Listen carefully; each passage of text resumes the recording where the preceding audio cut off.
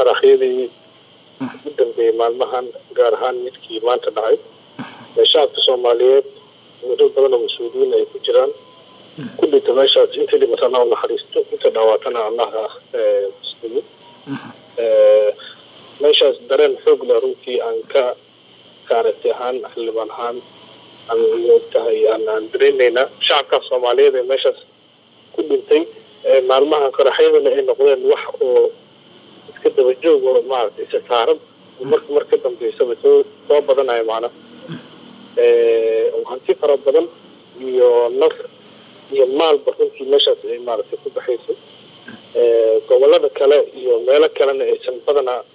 aysan la wadaagin xamar iyo degmooyinkooda gudahooda maartay yihiin runtii waa nasiib darro aad u weyn oo maartay xukuumad iyo dowlad ahaan la rabay inaan shacabkeena Soomaaliyeed aan badbaadino ilaahay laakiin laga taxadaro dhibaatada intaas leeg amniga ay ku soo wajahaan shacabkeena ay kaaga sii daran tahay in aroos la sii digayo kale maalmahan oo dhan la soo dirayo waraaqado la leeyahay gawaari noocaas oo kaargooyinkooda sidaas yihiin midabkooda noocaas yahay ayaa maaragtay laga yaabaa inay maaragtay dhibaato geystaan sidii wax loo soo dirayna inta badan wax u dhacayaan marka waxaan kala garan lahaa marka in wuxuu amniga la rabay in laga hortago dad baa u xilsaaran shacabka Soomaaliyeed gaar u maaha xildhibaanada gaar u maaha dad darajooyin u sito oo police u ah oo nabadsugiid u ah oo taliyaal u ah oo wasiiro u ah oo muxuu xukuumad loo xilsaaray inay ka shaqeysaa jirto dadka kalena waxa waaye waa dadka kaabaye ee kala shaqeynaya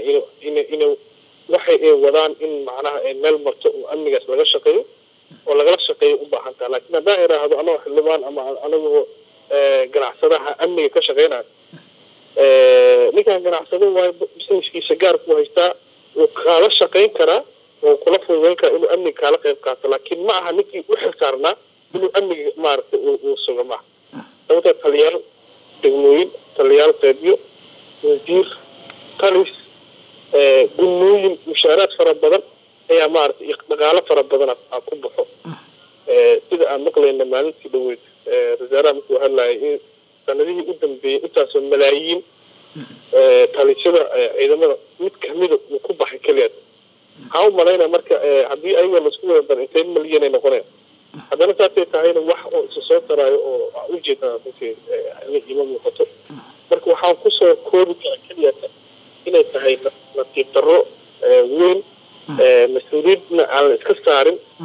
shacabka Soomaaliyeed in la badbaadiyo oo muhiimadda laga horreysiiyo waxyaabo oo muhiimad unnecessary aan ahayn oo laga maarmi karo ama mar kale laga shaqeyn karo ayaa maaragtay focus kala saaray shacabka amnigoodana waa la dayacay in laga shaqeeyo way saas sheegtaba sax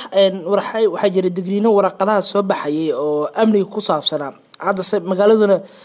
qaraxyaduna way ka dhacayaan marka maxay tahay meelaha qaladaadku ka jiro sababta looga hortagi lahayo ileen haddii digniino iyo waraqado la soo saaray hay'adaha ammaanka ma moodaa in ay aada u fadhiid noqdeen markaan runtii waa kula qabaa sababta waxaa saas u leh waxay tahay waraqadaha soo baxay amniyadaas la sheegayo wuxuuna sidooda u socdaan dadkii la rabay inay ka hortagaan runtii waa fududaysteen aada u fududaysanayaan maaragtay wuxuuna waa wax iska soo noqnoqday oo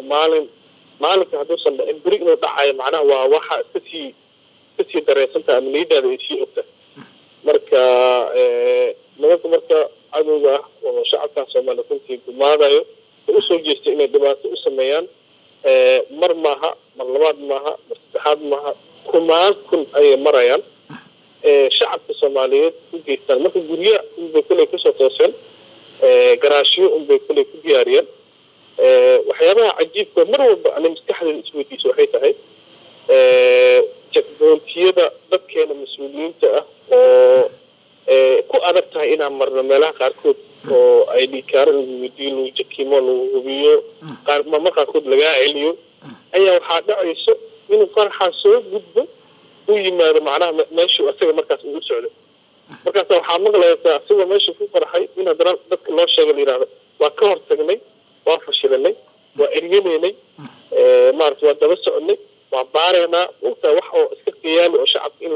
la mara habaabiyo lama rabo marka aniga kulay fikrad ahaan waxaan qabaa istaraatiijiyadan amniga loogala shaqeynayo magaaladan xasilina la keenay malaayiin doolar lagu cunay dad badan lagu laayay qoryo badan lagu qaaday meel ay qoryihii ku dambeeyey lama yaqaano lacagihii faraha badnaa meel ay xisaab xirkeeda lagu hayo lama ogo ciidankaas dhintay iyo waxa dhaawacmay mas-uuliyaddeeda hal subaxaa la kala dareeriyay marka horena sharci daraa lagu abuuray subaxii dambena sharci dara haddana lagu kala daray wax maaragtay mas-uuliyad ka saaraya mar ayagoo 4 ciidan oo qaranka leeyahay ciidan kale oo dheerihoo shanaad laga samaystay oo booliis laga keeno nabasuud laga keeno waxa laga keeno magac kaloo xasilin la yidhaha loo bashay marka magaalada marka aniga waxaan qabaa waxay tahay istaraatiijiyooyin fara badan waa la isku soo dayay way socon waayeen in wax kale lala yimaado isbeddel la sameeyo maaragtay amniga maaragtay dad khibrad u leh oo dadkii hore ee ka shaqayn jiray in la fariisiyo istaraatiijiyada magaaladan lama amni weyne maxkamadaha 6 bilood ayaan dhaqaale haysanin imkaanaad kale haysanin hub waaweyn haysanin magaaladan amni uga dhigay lagumana dhigi weynin marka waxaan qabaa waxay tahay in hagar ay jirto meesha doontaba waxaa ka jirta in arrintaas sidii la rabay ah runtii looga shaqeyn xaqiiqatan loogama shaqeyn marka fashil amniga jira soo fashil amniga xoog lahaa jira runtii waayo marka maxaa la gudbin hay'adaha amniga iyo waliba madaxda qaranka oo ilaa haddaan tallaabo qaadan aanan ka hadlin qaraxyada caasimadda ka dhacaya runtii waxay ugu hadli laayihiin waxaa u qaatay inay raali ka yihiin sababtoo aamusnaanta lafteeda raalli ahaan shay ka mid ah haddaa aamusan tahay qaraxyaduna ay socdaan aanan dad loo xireynin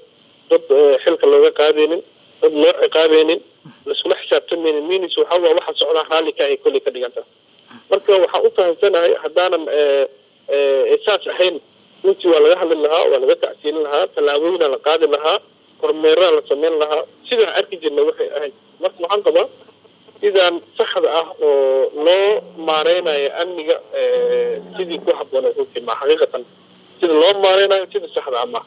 hanti badanaa ku dhamaanaysa meesha dadkii hor lahaa ee ganacsi ama business samaysan lahaa ma samaysan karaan kuwii ka horreeya khasaaray wadada marka almukarama laguma ganacsan karo hadda maanta video waxaa la iisoo diraya kalluun fara badan oo kawaankii malayga la keenay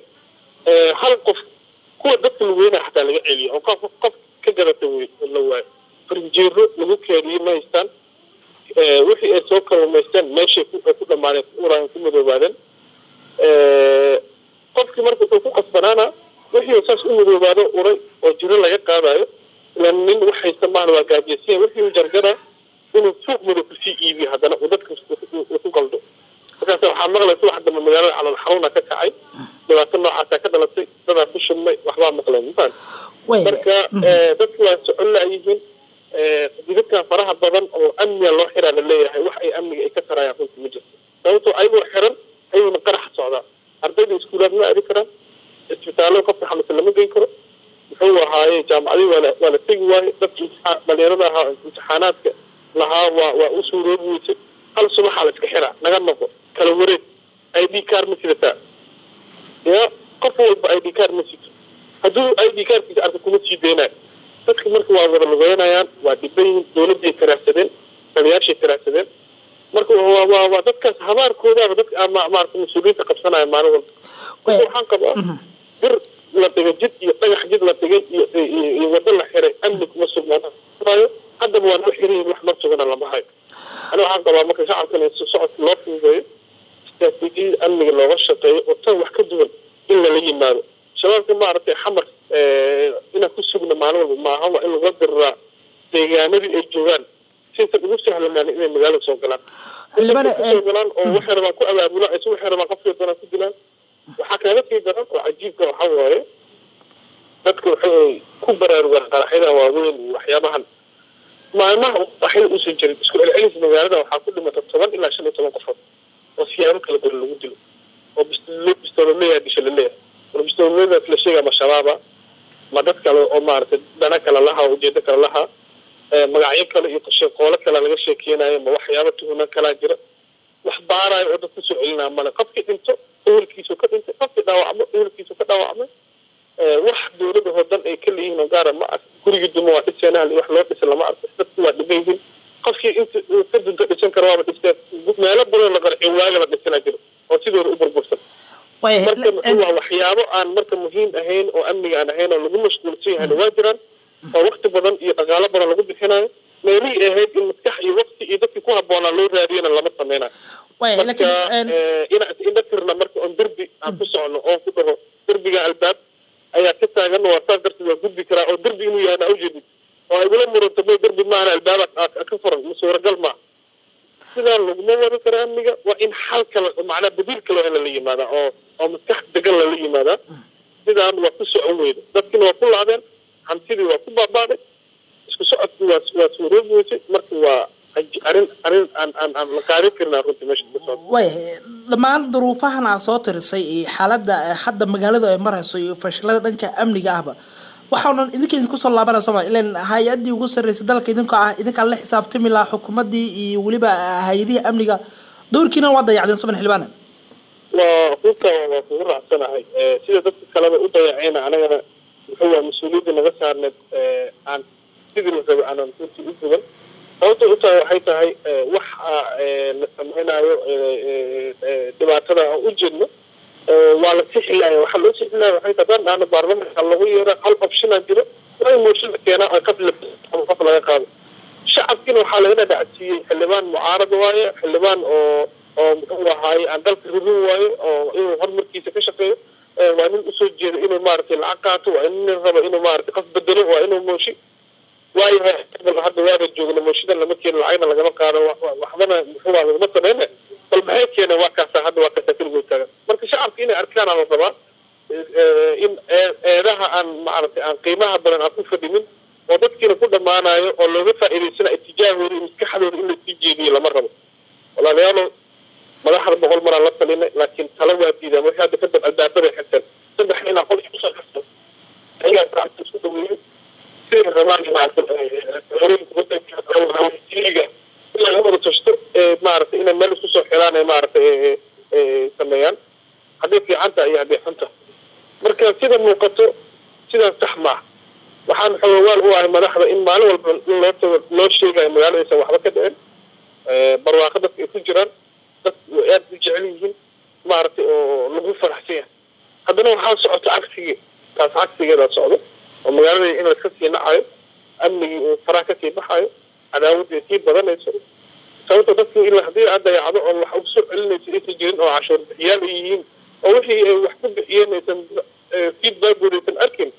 waa dhibaato isada laagi waa magaalada laami lagama dhiso guryo hadda qof horumarka ka socda lagu leeyahay nin walba business uu private u leeyahay ama gurigiisa oo shaksi u leeyahay oo dayac karto wax kaloo lagu soo kordhinayo oo weyn oo macno leh uma jirin marka waxaan rabnaa waxyaabaha kale oo qiimaha lahayn oo wada ognahay oo ay ku mashquulsan tahay xukuumadda inay meel iska dhigto ee muhiimadda 1, 2, 3 iyo 10 iyo 10aadba ay ka dhigato amniga si shacabka naftooda iyo maalkoodaba loo badbaadiyo